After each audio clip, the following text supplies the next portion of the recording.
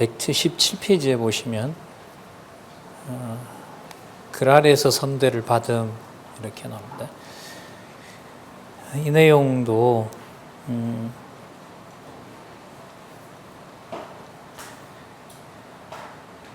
이 부분 한번 보고 갈까요? 교재가 있으니까요. 176페이지에 보시면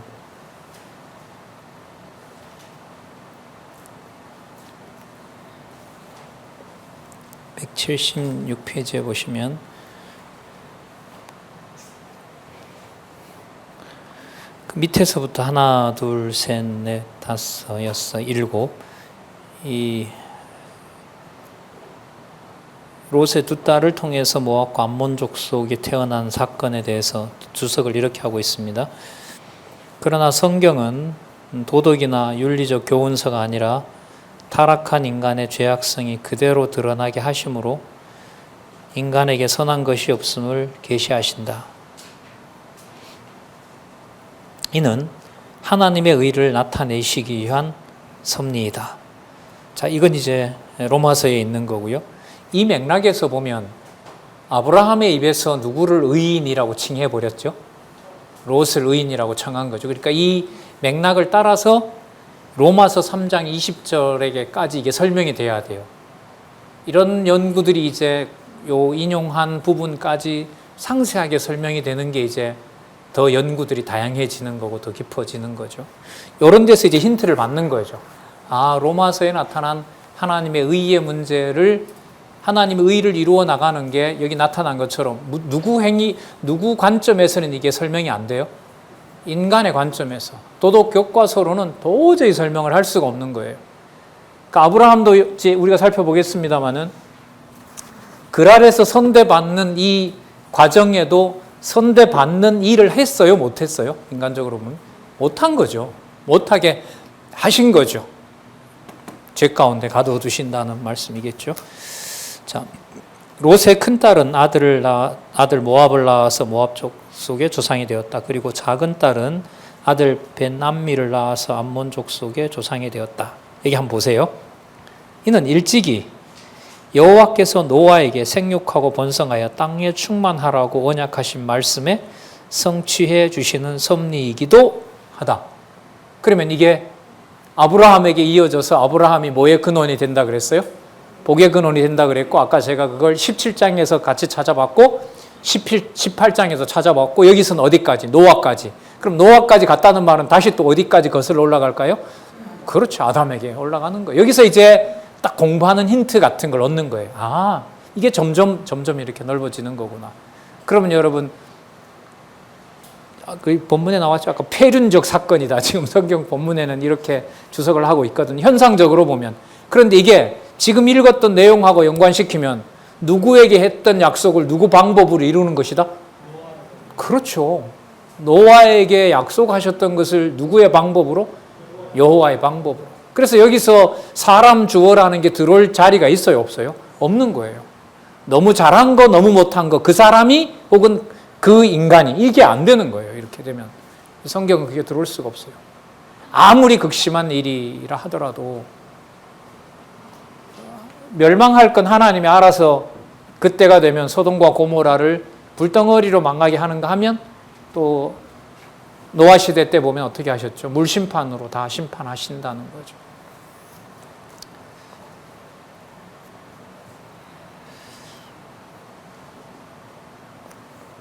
자, 창세기 20장으로 가겠습니다. 그랄에서 받은 선대를 한번 볼까요?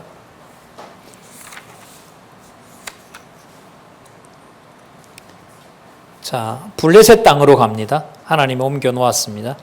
점점 남방으로 옮겨오다가 이제 그랄 왕 아비멜렉이 사람을 보내어서 사라를 데려가게 합니다. 여러분, 얼마 전에 내년 이맘때쯤 돌아온다고 했으니까 참 하나님 하시는 일을 보세요.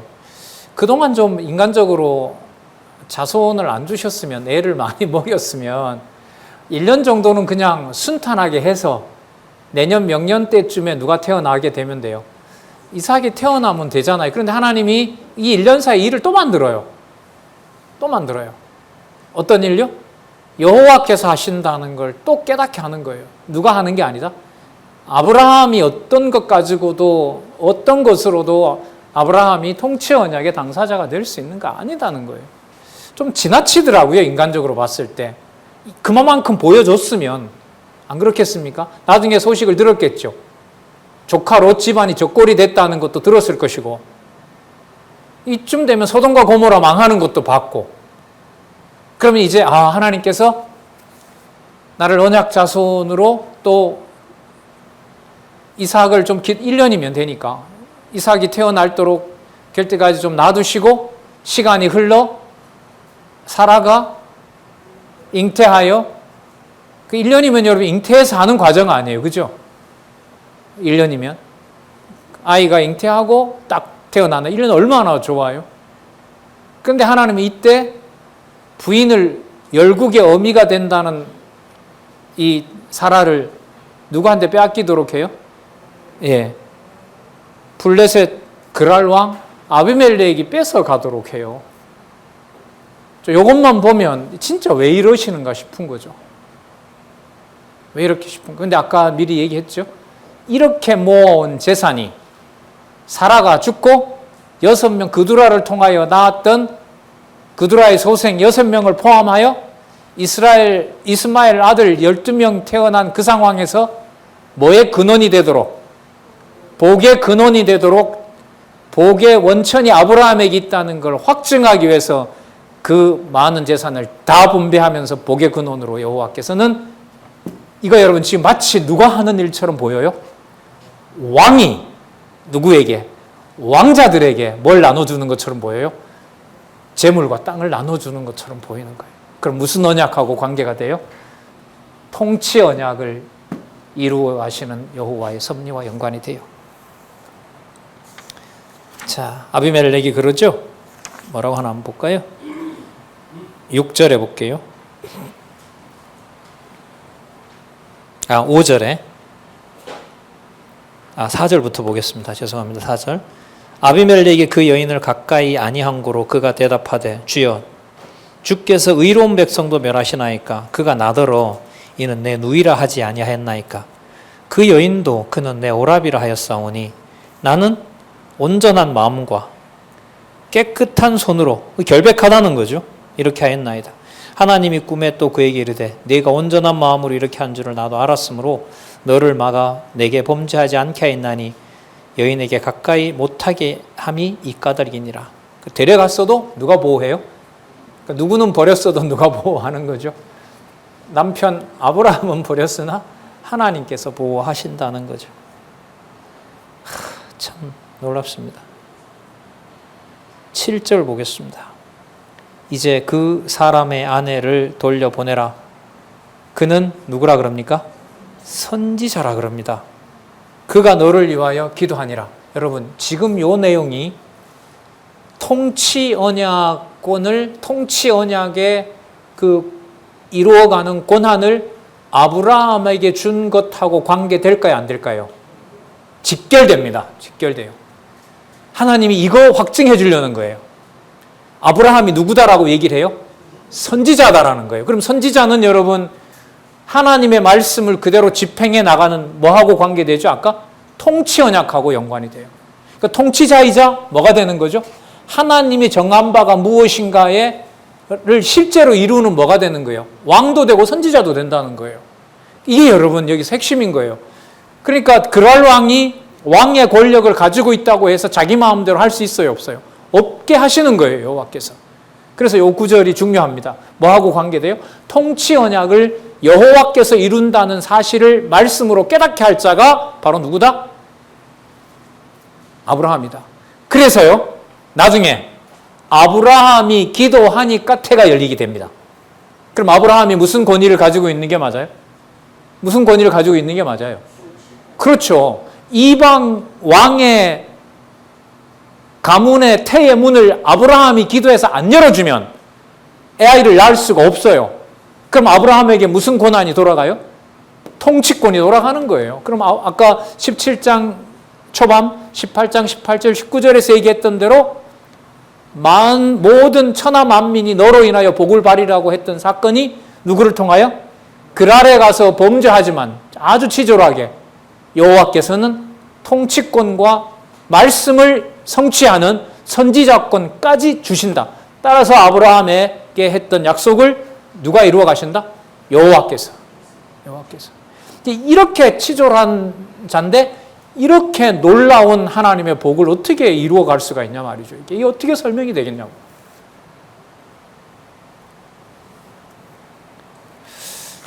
놀라운 게 참 진짜 놀랍습니다. 그 사람의 아내를 돌려보내라. 그는 선지자라. 그러니까 하나님의 말씀을 아까 뭐 한다 그랬었죠? 명하는 자라고 나왔었죠. 기억 안 나세요? 18장 19절 한번 다시 보겠습니다.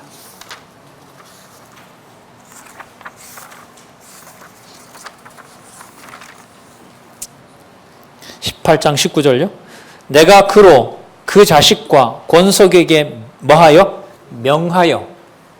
그러니까 아브라함이 명하여야 결과적으로 아비멜렉의 가문에 누가 태어날 수 있어요? 그 자손이 태어날 수 있는 거죠. 그러니까 선지자로 택했다는 걸 지금 확증해 주려는 거예요. 그 말은 아까 통치 고난하고 바로 연결이 되는 거고요.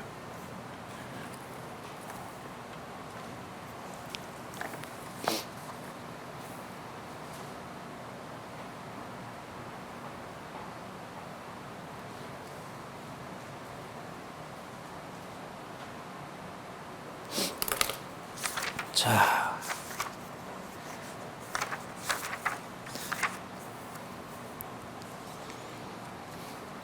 아비멜렉이 아침에 일어나서 신하들을 다 부릅니다. 그리고 8절 아비멜렉이 그 아침에 일찍 일어나 모든 신복들을 불러 그 일을 다 말하여 들림에 그 사람들이 뭐하게 합니까? 심히 두려워하였더라. 그 누구를 높여요? 누구를 높여줬어요? 아브라함을 높여준 거죠. 그러면 또 뭐하고 연관돼요? 여기 보세요. 뭐하고 연관돼요? 통치권을 아브라함에게 확증해주고 다음에 태어날 이삭은 무슨 그룹에 속한다? 통치자 그룹에 속한다는 거 확인해 주잖아요. 아브라함을 부릅니다. 아비멜렉이. 내가 너 때문에 큰 죄에 빠지게 했다. 도대체 너 왜 그랬느냐? 당신 왜 그랬냐? 11절 보세요. 참 이런 건 기록을 안 해도 될 것 같은데. 아브라함이 가로되 이곳에는 하나님을 두려워함이 없으니. 하나님을 두려워함이 없다고 하나님이 없나요? 내 아내를 인하여 사람이 나를 죽일까 생각하였으며 또 그는 실로 나의 이복 누이로서 내 처가 되었음이라. 그래서 나 거짓말한 게 아니다. 내 이복 누이가 맞다. 이게 무슨 변명이겠어요? 이게? 맞잖아. 내 동생이 맞. 그럼 아내는 아니냐?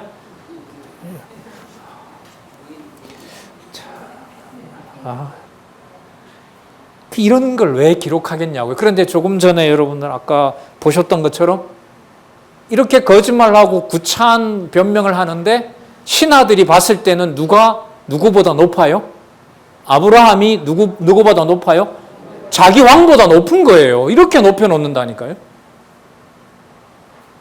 이게 여러분 그리스도의 진리로 높아진 하나님의 교회라고 보시면 돼요.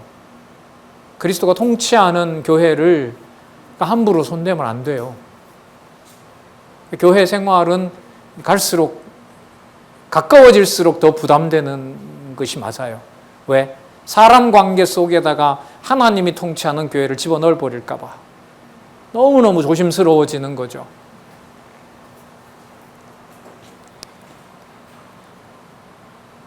(13절에) 보시면은요, 하나님이 나로 내 아비 집을 떠나 두루 다니게 하실 때, 그 하나님이 다니게 했으면 하나님을 믿고 하지 말아야죠. 이런 짓을 인간적으로 보면. 내가 아내에게 말하기를 이후로 우리의 가는 곳마다 그대는 나를 그대의 오라비라 하라. 이것이 그대가 내게 베풀. 여러분 이건 본문에 안 들어갔으면 좋겠죠. 통치 언약과 연관해서 봤을 때는 근데 꼭 들어가야 돼요. 통치 언약을 누가 관리하죠? 여호와 이름을 누가 관리하죠? 여호와께서. 그럼 여러분 이쯤 가면 아브라함의 어떤 것도 개입을 시키지 못한다고 봤다면은 우리가 어떤 교회 생활에서 가정교회로부터 시작해서 얘기할 때 처음서부터 끝까지 누구 주어를 넣으면 안 돼요. 저 사람이, 내가, 그가, 이거는 여러분 성경 전체 구조를 허물어 버리는 일이 되는 거죠. 그래서 말씀을요, 많은 양이 아니라 그래서 꼼꼼하게 자꾸 읽게 돼요. 이 사건을 이렇게 꼼꼼하게 읽잖아요. 그럼 나중에 신약에 가면 로마서나 이런 거 다 교리서거든요. 그걸 먼저 펴면 어렵죠. 그런데 이런 사건을 익숙하게 공부한 다음에 그걸 읽으면 거기서 여호와 하나님께서 어떻게 해가시는지가 구약에 나타난 사건들이 연결이 돼요. 연결이 된다는 게 여러분 오늘만 하더라도 17, 18, 19, 20장까지 쫙 내려오면서 주제 이거 통치라는 말이 나오면 진짜 누가 통치하시는구나, 여호와께서 통치하시는구나. 그게 한 개념 속에 그리고 또 한 문장 속에 한 사건 속에 그걸 이해할 수가 있는 겁니다. 다 이제 우리 동역자들이 기독교 지도자 협의회에 많은 우리 선배들이 어쨌든 하나님 주신 여건에서 더욱 더 그 말씀의 단맛을 점점 더 이렇게 가지시기를 바라고요. 저도 물론이고요. 그래서 성경을 너무 보고 싶은 그런 마음들이 많이 생겼으면 좋겠어요. 자, 그리고 이제 앞으로 그두라라는 여인도 기다리고 있고 애도 6명이나 더 낳아야 되고, 자, 이스마엘도 이제 그 거대한 이 왕국을 만들어야 되고 이러니까 이제 자금이 필요하죠. 복의 원천이 된다고 했으니까 아브라함으로부터 이렇게 시작돼야 되니까요. 20장 14절 보겠습니다. 아비멜렉이 양과 소와 노비를 취하여 아브라함에게 주고 또 아내 사라도 그에게 돌려보내고 아브라함에게 이르되 내 땅이 내 앞에 있으니 너 보기 좋은 대로 가라. 자, 사라에게 이르되 내가 은 1000개를 내 오라비에게 주어서 그것으로 너와 함께한 여러 사람 앞에서 내 수치를 풀게 하였노니 내 일이 다 선이 해결되었다. 여러분 창세기 17장 16절에 열국의 어미라는 말이 나오죠. 아브라함이 포기한 여인을 누가 열국의 어미의 지위로 높여주셔요? 아비멜렉이. 아니죠. 누가요? 여호와께서. 열국의 어미라고 할 때 보통 이 신학적으로요, 이 어머니를 보통 교회에 비유합니다. 그 칼빈 때부터 보면 그 서구 전통에서 교회를 어머니에 이렇게 비유하죠. 그게 이제 가톨릭으로 가서 성모 마리아 이렇게 되면 완전 왜곡되는 거고요.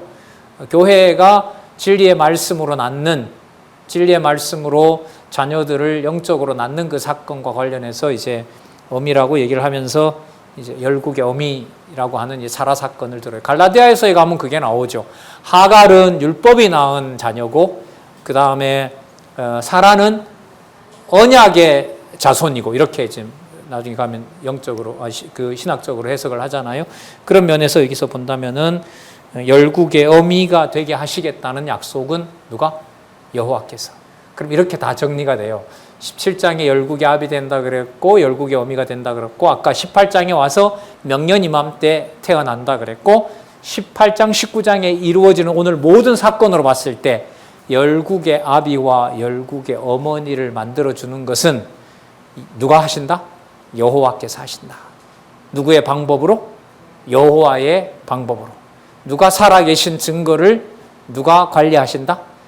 여호와의 이름이 망령되이 일컬지 않도록 하는 것은 여호와의 능력으로 하시는 일이다.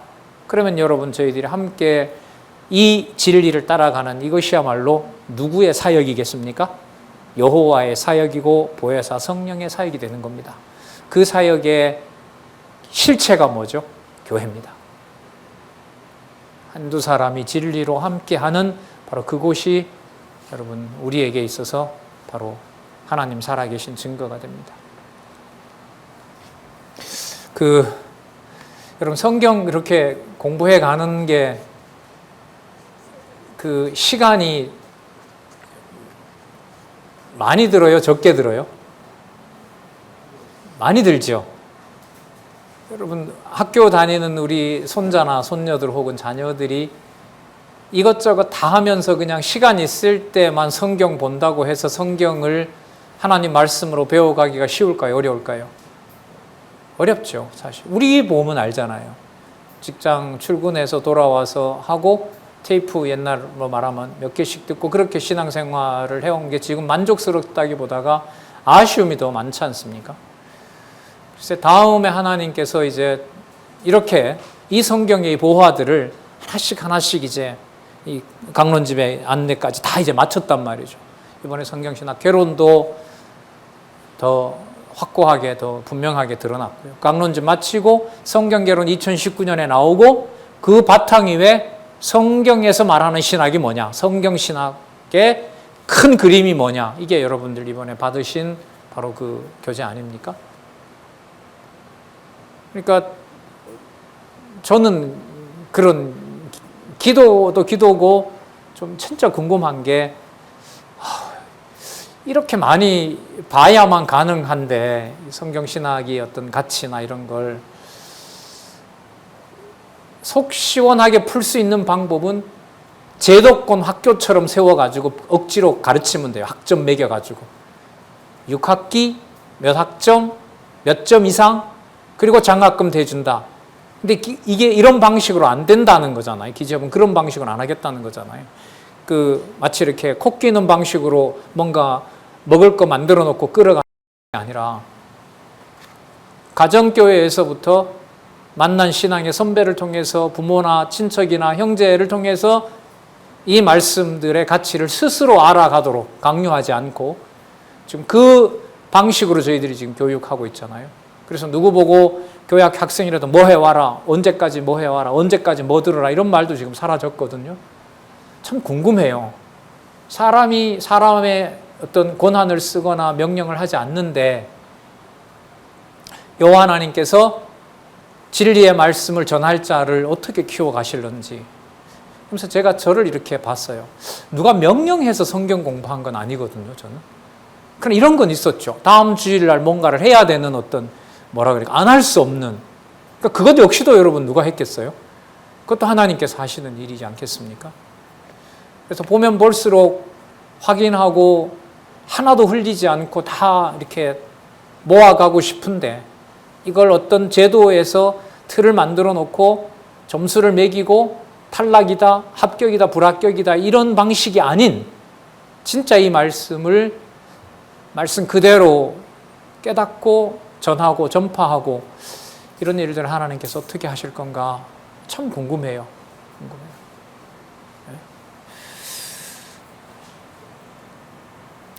20장 17절 보겠습니다. 참 선명하게 이런 게 나옵니다. 이게 여러분 이 주제요. 통치 언약과 아브라함에게 하신 통치 언약과 그 통치 언약을 보호하신다는 것 누가 하시는지 한번 또 보시기 바랍니다. 20장 17절 제가 읽어볼까요? 아브라함이 하나님께 기도하매 하나님이 아비멜렉과 그 아내와 여종을 치료하사 생산케 하셨으니 여호와께서 이왕에 아브라함의 아내 사라의 연고로 아비멜렉의 집 모든 태를 닫았다 이렇게 닫히셨습니다. 닫게 하셨습니다. 그럼 누구로 하여금 열게 하신 거죠? 아브라함으로 하여금. 왜요? 아브라함이 받았던 복이 통치자이기 때문에 복의 근원이기 때문에. 그러니까 아브라함이 열어주지 않으면 뭐를 못 열게 했어요? 지금 태를 못 열게 했죠. 그럼 아브라함이 아까 뭐가 맞아요? 선지자가 맞고 뭐가 맞아요? 만국의 아비가 맞는 거죠. 당신이 허락 안 하면 못 태어나도록 아브라함이 한 거죠. 그럼 이 약속을 확정하시면 이거는 뭐에 대한 약속을 확정하는 거죠? 앞으로 태어날 이삭이 바로 이러한 땅, 자손, 통치권에 대한 모든 언약을 누가 계승한다? 이삭이 계승한다. 이삭이 계승한다. 그럼 여러분 보지 않아도요. 다음에 기록된 내용의 흐름이 오늘 18, 19, 20장까지 살펴본 것처럼 모든 본문이 여호와의 살아계신 중심으로 기록되었다고 한다면 어떤 패턴이 또 이어질까요? 지금 보는 이런 것들이 또 이어지는 거예요. 자, 바로 한번 가보도록 하죠.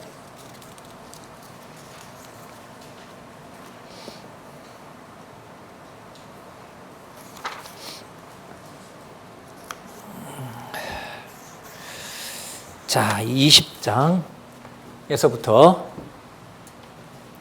21장에서부터요. 26장까지 이삭에게 언약이 계승되는 사실들을 한번 살펴보도록 하겠습니다. 먼저요. 언약 계승을 할 준비를 하세요. 여러분, 준비가 나오면은요. 누구 방법이 두드러진다?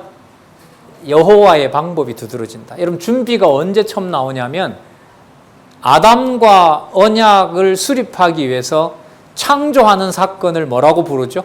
언약 수립의 준비라 그러잖아요. 그 세상을 만들었어요. 뭐와 뭐를 다 만들었다 그랬죠? 빛과 어둠을 다 만들었다 그랬죠. 상황은 어떤 상황이에요? 창조하기가 별로 좋지 않아요. 흑암이 깊음 위에 있고, 뭐가요? 흑암이 지배하고 있고, 혼돈스럽고. 그런데 그 상황에서 하나님은 아담과 언약할 상황을 하나님이 만들어내시는 거예요. 네? 자, 그 다음에 출생한 이삭을 누구 방법으로 보호할까요? 자, 여러분, 여기 보호 있잖아요. 여기 보호 있죠?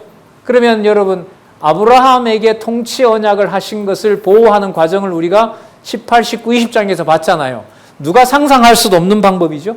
인간이 상상할 수도 없는 방법이죠. 그러면 여기서 그렇게 보호를 이해를 했다면은 이삭을 보호한다고 했을 때도 여기 보호가 그렇다면 여기서도 인간 중심적인 보호를 말할까요? 아니면 하나님이 해가는 보호를 보고 싶을까요?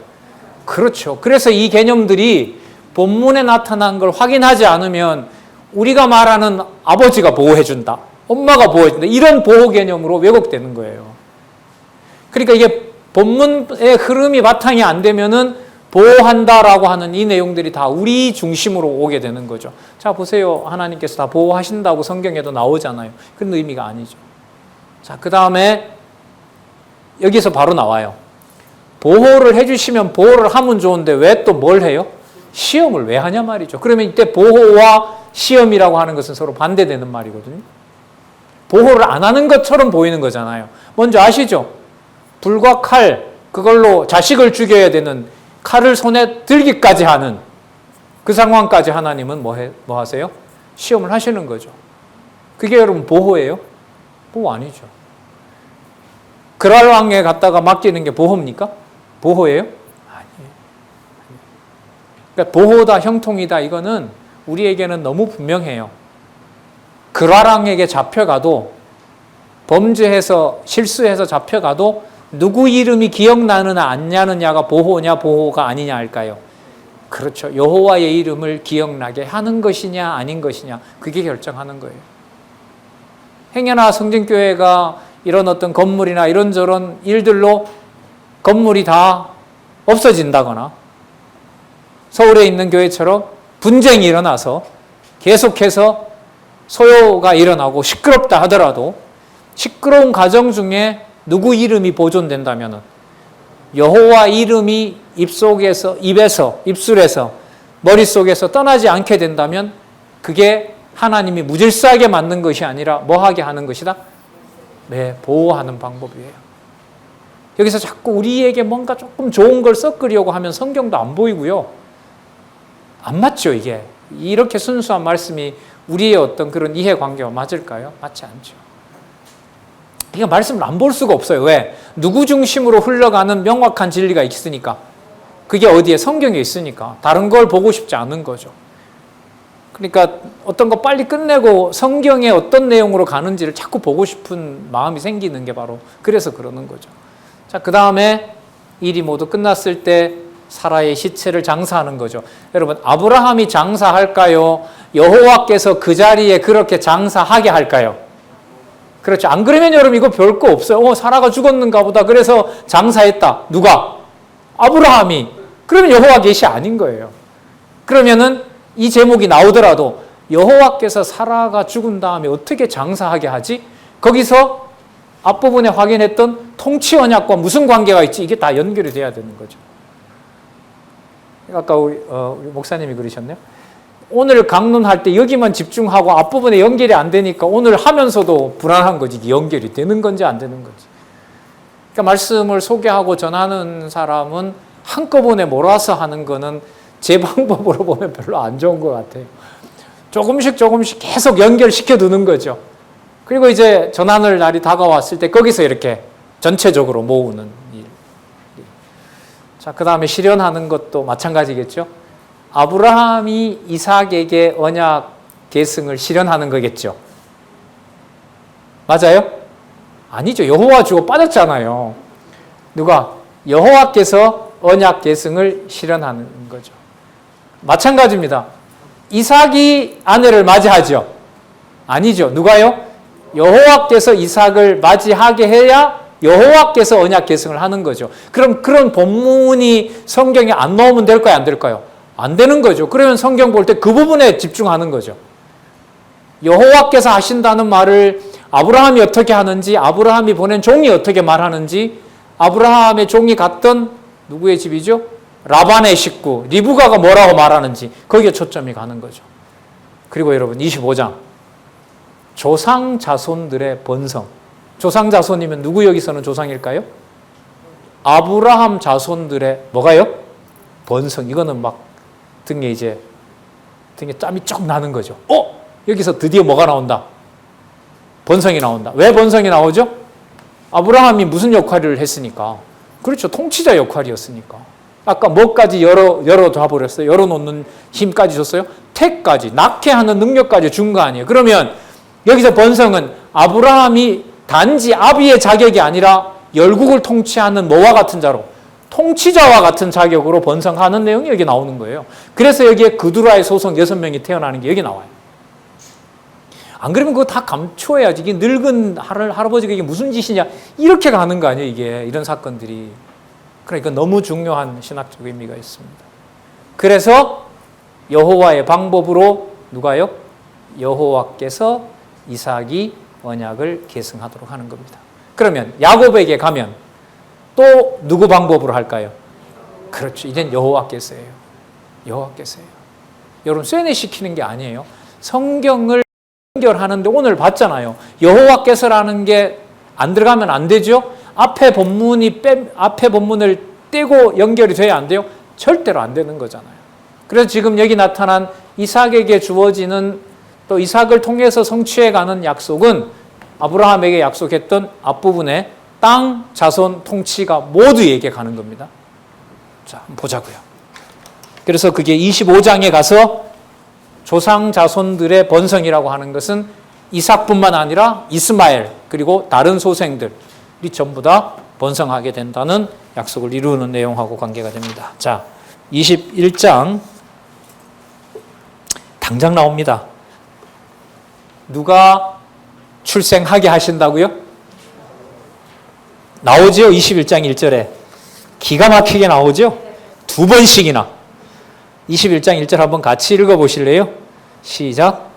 여호와께서 그 말씀대로 사라를 공고하셨고 여호와께서 그 말씀대로 사라에게 행하셨으므로. 요 구절만 이렇게 읽어야 되나요? 다른 거 다 그래야 되나요? 예, 그래서 좀 답답하고 성경이 눈에 안 들어올 때 21장 1절을 모든 구절 앞에 다 붙이세요.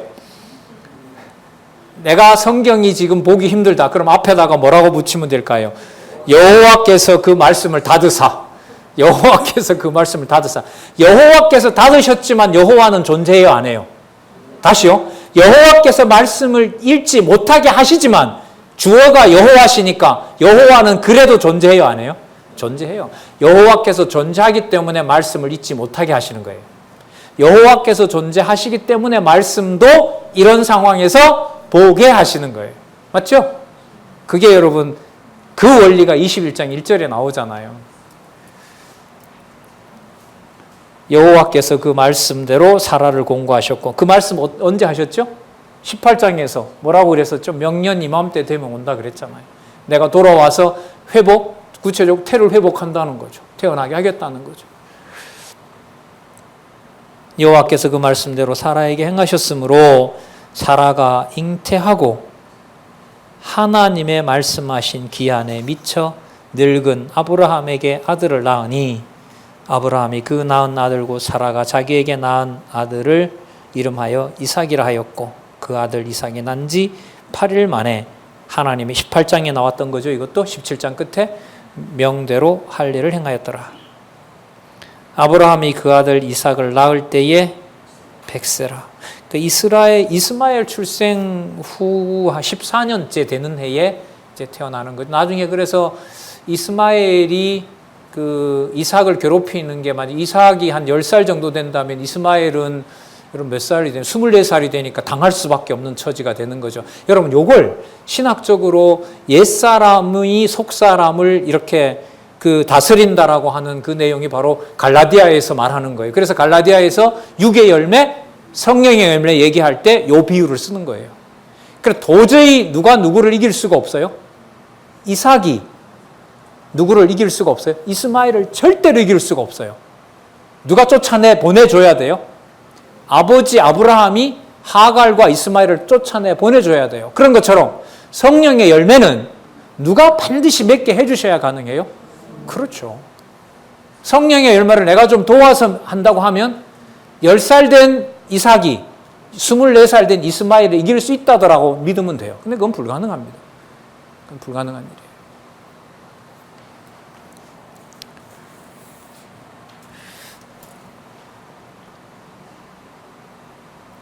6절에 보시면은요, 사라가 가로되 하나님이 나로 웃게 하시니 듣는 자가 다 나와 함께 웃으리로다. 또 가로되 사라가 자식들을 젖먹이겠다고 누가 아브라함에게 말하였으리요마는 아브라함 노경에 내가 아들을 낳았도다 하니라. 자, 그런데 여러분 이삭을 누가 낳게 하신 거죠? 그러면 또 볼까요? 교회를 누가 설립하시는 거죠? 보혜사 성령께서, 하나님께서. 그러면 교회 양육을 누가 하시죠? 우리가.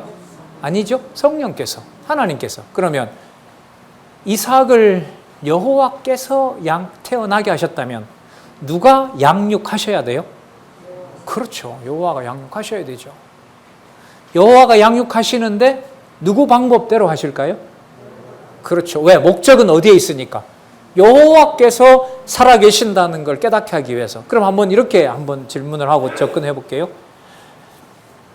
아브라함 눈에, 사라의 눈에 이스마엘이 동생 이삭을 아주 좋은 형이 되어서 잘 보살피는 것이 여호와 하나님을 의존하는 길이 될까요? 아니면 언약 자손으로 태어난 이삭이 언약 자손도 아닌 하갈의 소생 이스마엘이 동생을 괴롭힐 때 여호와 하나님을 더 의지하게 될까요? 통상적인 우리 부모의 마음으로 한번 접근해 보십시다. 어느 것이 더 좋습니까? 두 형제가 잘 지내면서 엄마 아빠 마음을 흡족하게 하는 게 좋습니까? 형이 동생을 학대하는 게 부모 마음에 좋습니까? 그럼 물어보면 안 하잖아요. 근데 하나님은 어떤 방법을 써요? 왜 이러시냐고. 왜 꼭 이러시냐는 거죠. 내가 한다? 나 살아있다? 맞아요. 답이 맞죠. 또 저는 이제 이게 반항하는 마음이 자꾸 생겨요. 왜 꼭 그런 방법을 써야 되는데요? 안 돼요. 사람이 뭔가 이게 하나님의 교회를 가지고 이렇게 저렇게 이렇게 하려고 하면 안 돼요. 하나님께서 태어나게도 하셨고요. 뭐 하게도 하세요? 자라게도 하세요. 그러니까 목적이 이삭이 잘 자라는 걸까요? 아닐까요? 아니에요. 누가 했던 약속을 누가 관리한다? 여호와께서 하신 약속을 누가 보호한다? 여호와가 보호한다는 게 목적이거든요. 여러분, 교회를 누가 세우셨죠? 그리스도가 세우셨잖아요. 머리 되신 분이 통치하시잖아요. 그러면 그리스도께서 확인해 주려는 게 바로 뭘까요? 교회의 머리가 누구임을 확인해 줄까요? 그리스도임을 확인하는 거예요. 내 방법하고는 안 맞아도.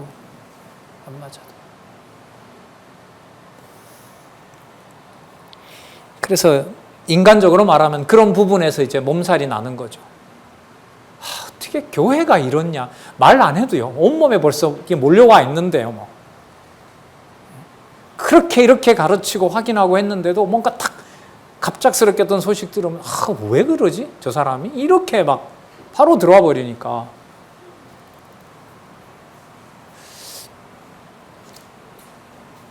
자, 괴롭힙니다.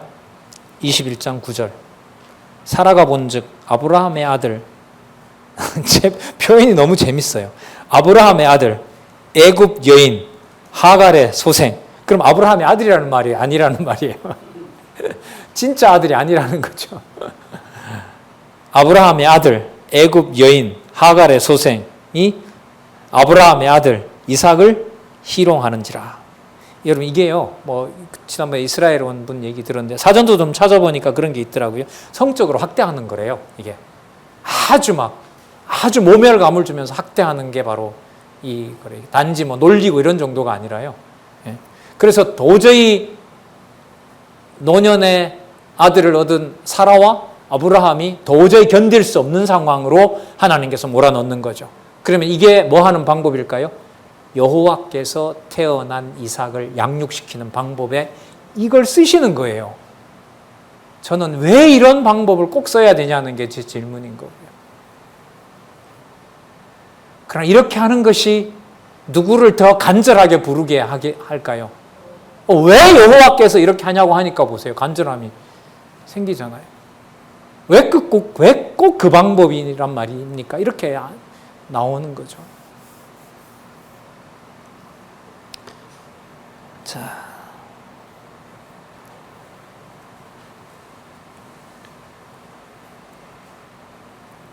(2장 10절) 볼까요?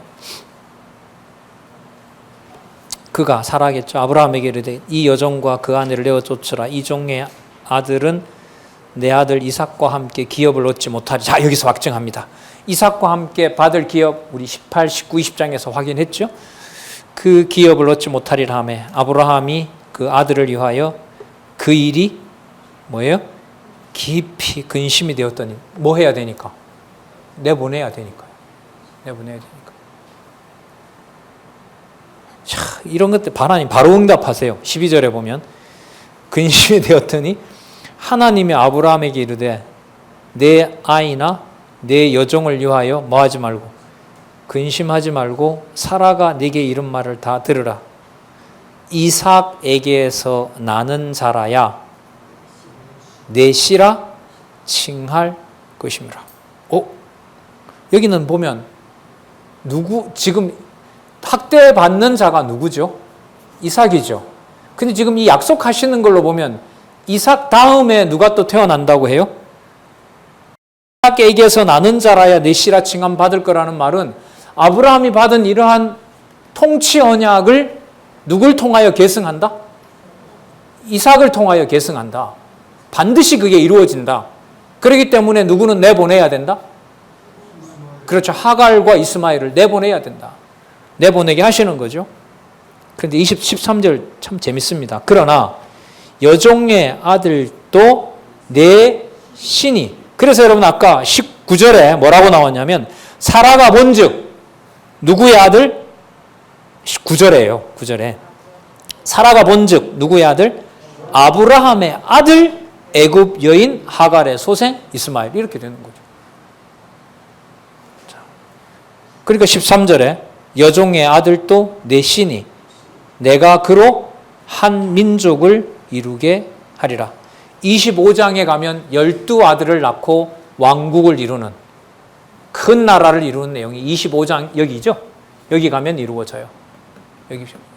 그러니까 여러분 이 지금 17, 18 이 내용의 흐름에서 통치 언약을 여호와께서 이루어 가신다는 것을 이해해야 25장에 나오는 이스마엘이 번성하여 12지파를 거느리는 큰 나라를 만들었구나라는 게 이해가 되는 거죠. 여러분 이 사건이 이삭에게 도움이 될까요? 안 될까요? 현상적으로, 인간적으로. 이스마엘의 왕국이 크는 것이 이스마엘에게 도움이 될까요? 안 될까요? 인간적으로 말하면. 안 되죠. 그런데 하나님은 어떻게 해서 그 방법을 쓰시는 거예요. 왜냐하면 이삭으로 인하여 하나님의 언약 자손들이 통치 언약을 이루시는 것은 누구의 능력으로 된다는 걸 알게 하기 위해서. 그럼 이렇게 되겠죠. 여호와를 알려주지 않고 강한 나라가 되는 에돔과 여호와께서 하신다는 걸 알려주면서 이스마엘보다 약한 나라로 만들어 놓는 것. 어느 게 복인 걸까요? 후자인 거죠. 약하지만 누구 이름을 부르게 하는 거? 예, 이게 복이에요. 이게 보호예요. 이게 보호예요. 그러니까 사도 바울도 그런 말 하죠. 내가 뭐 할 때 강함이라? 내가 약할 때 그리스도가 강함이라는 말씀이 이런 내용이 바탕이 되면 너무너무 딱 와닿는 거죠. 그냥 그런가 보다가 아닌 거죠. 그래서 여러분, 이 내용을 따라가는 것이 단지 이야기를 따라가는 상황이 아니에요. 생명의 말씀에 바탕을 놓는 거예요. 예. 그래서 꼭 읽고 확인하고 또 들으시고 그러셨으면 좋겠어요. 자, 죽인다고 하지 않았으니까 이스마엘도 어떻게 해야 돼요? 보호해주는 내용이 뒤에 나와야겠죠. 그것까지 오늘 보도록 할게요. 좀 더 보겠습니다. 이제 내보냈어요. 아주 좀 많이 주지, 재산도 많은데 14절에 보면 떡과 물 한 가죽 부대를 취하여 줬습니다. 자, 그리고 부엘세바에라는 곳에 이르렀고요. 물도 다 떨어졌고 자식은 목말라서 놔두면 이제 죽게 되는 상황입니다. 16절 보겠습니다. 가로되 자식의 죽는 것을 참아보지 못하겠다 하고 화살 한 거리쯤 되는 곳에 가서 마주 앉아 바라보면서 방송 대곡을 합니다. 엉엉 울어요. 자, 17절에 하나님이 그 아이의 소리를 들으심으로 하나님의 사자가 하늘에서부터 하갈을 불러 가라사대 하갈아 무슨 일이냐 두려워 말라 하나님이 저기 있는 아이의 소리를 들으셨나니 일어나 아이를 일으켜 내 손으로 붙들라. 그로 뭘 이룬다고요? 큰 민족을 이루게 하시니라. 왜요? 애굽의 여인 하갈의 소생이지만 아까 누구의 아들이라고요? 예, 얼마나 중요한 연결고리예요. 이건 성경에 대한 문제의식 없이 보면 그런 건 그냥 쓱 지나가는 거예요. 그런데 사라 눈에는 눈에 가시지만 하나님이 보실 땐 누구 아들이에요? 아브라함의 아들인 거죠. 아브라함을 인하여 복을 받는 자예요. 하지만 기업은 누구 쪽으로 가면 안 돼요? 하갈의 소생 이스마엘에게 가면 안 돼요. 그러니까 하나님이 얼마나 기가 막히게 하는가 보세요. 복의 근원이 되도록은 철저하게 이스마엘을 이어지게 하세요. 하지만 통치 언약의 통치권은 절대로 누구 손으로 가지 않게 해요? 이스마엘 손으로 가지 않게 해요. 모든 방법을 다 동원해서 하세요. 여기서 우리가 어디까지는 이해가 되는데 어디서부터는 이해가 안 된다. 우리 보통 이런 얘기들 많이 하는데 그것도 아니에요. 내 수준에서 이해하는 것이지. 그러니까 하나님의 말씀 밖에 선명한 하나님의 말씀이 정확하게 전해지고 하나님의 말씀이 선명하게 선포되는 교회라면 그건 실체로서 분명한 거예요. 나머지 99.9%가 다 엉망이 된다 하더라도 진리의 기둥과 터로 존재하면 어떤 평가와 비판도 할 수 없는 하나님의 교회인 거죠. 그래서 보면 황성진께 저야 이제 물론 한 달에 한 번씩 오는데 어마어마하게 큰 교회죠. 여러분이 계신 동안, 제가 있는 동안, 지금 이렇게 말씀을 서로 나누고 또 떨어져 있을 동안에도 같이 말씀을 공부하면서 내가 살고 있는 한 시대를 살았다. 엄청 부유한 시대를 산 거죠. 저로서는. 혼자만 그냥 이렇게 보고 하는 것이 아니라 이렇게 공개적으로 얘기하고 여러분의 반응을 보고 또 같이 또 이야기하고 하나님 살아계신 증거를 각자 자기의 상황에서 이 일의 종류와 상관없이 불행이건 행이건 하나님의 살아계신 것을 확증하면서 이 시대에 이렇게 많은 분들이 존재한다는 것만 하더라도 엄청나게 행복한 시대를 사는 거죠. 불만할 수가 없어요. 교회사를 요즘 이렇게 읽어보는데 이렇게 풍요롭고 말씀이 풍부하고 명확하게 선포된 적이 없었거든요. 종교개혁 당시에 전쟁이 일어나지요. 내분이 일어나지요. 카톨릭이 점점 흥해가죠. 종교개혁 했는데도. 카톨릭으로부터 개종한 수만 명의 사람들이 하루아침에 성에 갇혀서 황제의 손에 다 목이 잘려 죽지요. 야, 왜 저렇게 성경 권위를 쫓아서 저렇게 도망왔는데 하룻밤 사이에 카톨릭을 신봉하는 황제 손에 저렇게 수천 명이 죽도록 내버려 둘까? 그 프랑스에서 일어난 일이거든요. 바돌룡의 대학살이라는 사건이 있어요. 거짓으로 잔치를 벌려놓고 개신교 성도들을 수천 명을 모아서 그 하룻밤에 다 죽여요. 군인을 동원해서. 이제 벗어나서 성경 믿는 것을 국가가 공인하는 것처럼 발표하고 다 모이게 해요. 싹 죽여요. 그날 밤에. 수천 명이. 그 파리의 그 센느강인가요? 거기가 그냥 며칠이 그 피가 흘러갔다고 그렇게 기록하거든요. 그래도 하나님 살아계신 거 맞나요?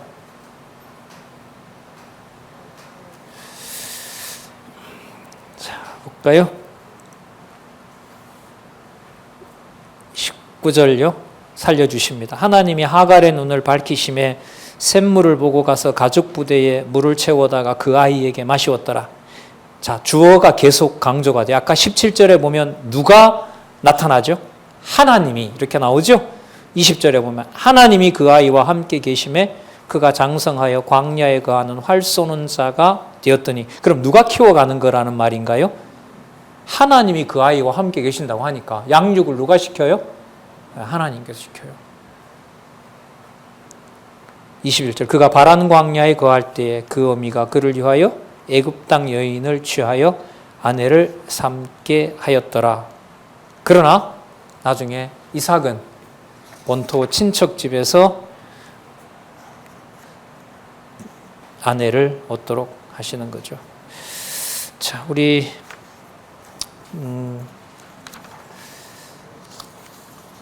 한 부분만 더 읽고요. 오늘 여기서 정리하도록 하겠습니다. 어디를 보시냐면요.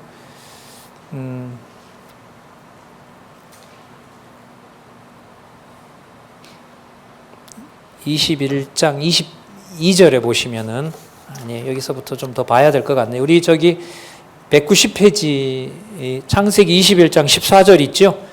거기서부터는 내일 하도록 그렇게 하겠습니다. 자, 다시 그렇게 해서 아비멜렉 사건도 좀 유의미합니다.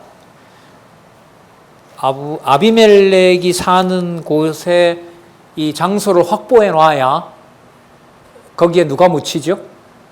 사라가 묻히고 아브라함도 묻히고 나중에 레아도 여기 묻히는가 그래요. 그리고 이 땅이 무슨 징표가 되죠? 약속의 땅이라는 징표가 돼요. 그걸 지금 하나님께서는 자, 누구에게 계승시키기 위해서?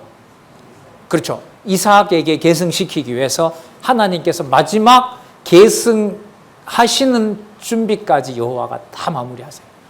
네. 자, 21장 14절부터 내일 다시 살펴보도록 그렇게 하겠습니다. 예, 기도하겠습니다. 하나님 아버지 감사합니다. 여호와 하나님의 이름을, 하나님의 말씀을 통해서 이렇게 수없이 부르고 기억하고 함께 확인할 수 있도록 해주셔서 너무나 감사합니다. 귀한 주의 동역자들이 진리의 말씀을 지키고 또한 전하고자 하는 바로 이 포항이라는 도시에 여호와 하나님께서 진리의 말씀 들을 하나님의 백성이 있게 하신 줄로 압니다. 진리의 말씀 더 사랑하고 그 진리의 말씀을 또 사랑하는 귀한 지체들 만나게 하셔서 하나님 살아계신 것을 이 시대에 같이 확증해 갈 수 있도록 하나님의 무한한 사랑을 베풀어 주시기를 원하오며 예수님의 이름으로 기도드렸습니다. 아멘.